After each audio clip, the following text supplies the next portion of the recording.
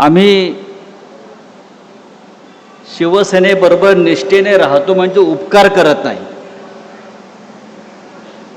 हिंदू हृदय सम्राट बाळासाहेब ठाकरेंनी आम्हाला एवढं दिलेलं आहे या महाराष्ट्राला, आम्हाला सगळ्यांना. आणि माझ्यासारखे लाखो निष्ठावंत शिवसैनिक आहेत. म्हणून ही शिवसेना,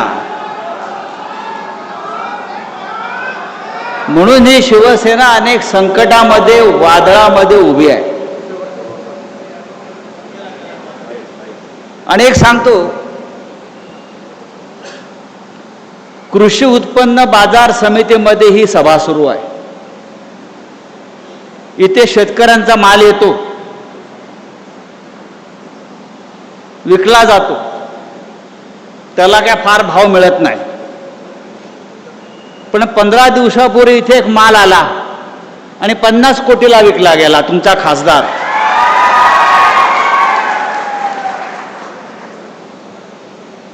आता खासदार गेले म्हणजे गेले. आता आपल्यासाठी ते गेले. आता त्या दुखवट्याला आपण आलेलो आहोत. आता 10वं 12वं करू आणि पुढल्या कामाला मोकळे हो. फार दुःख करत बसायचं नाही. गाडा पाडा आणि शेवटी भगवा झेंडा फडकवा.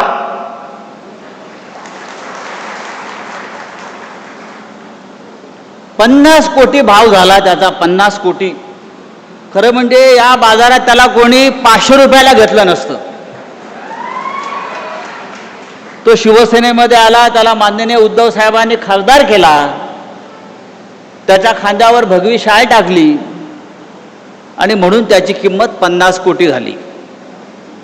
उद्याच्या निवडणुकीत 5 रुपये पण त्याची किंमत राहणार नाही. अशा पद्धतीनं ही निवडणूक होणार आहे.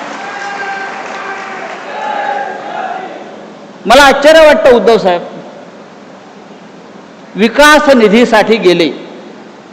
विकास निधी, मला माझ्या मतदारसंघाचा विकास करायचा आहे.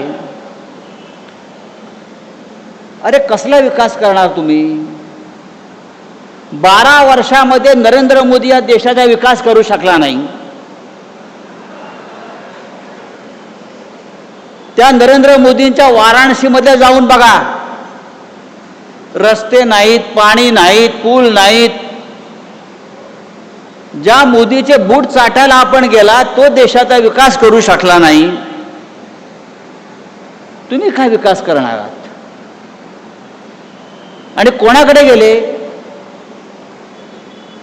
तर ज्याने राम मंदिराची लूट केली,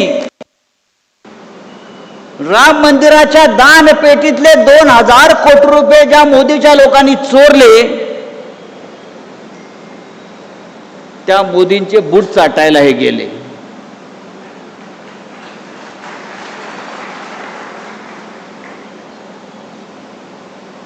तर देशमुखला जाऊन सांगा, ही शिवसेना आहे आणि शिवसेना कधी संपत नसते. ठाकरे कधी संपत नसतात. ते पुन्हा पुन्हा राखेतून उभे राहतात आणि या महाराष्ट्रावरती आपली पकड मजबूत ठेवतात. अरे तुम्ही मशालीच्या चिन्हावर निवडून आलात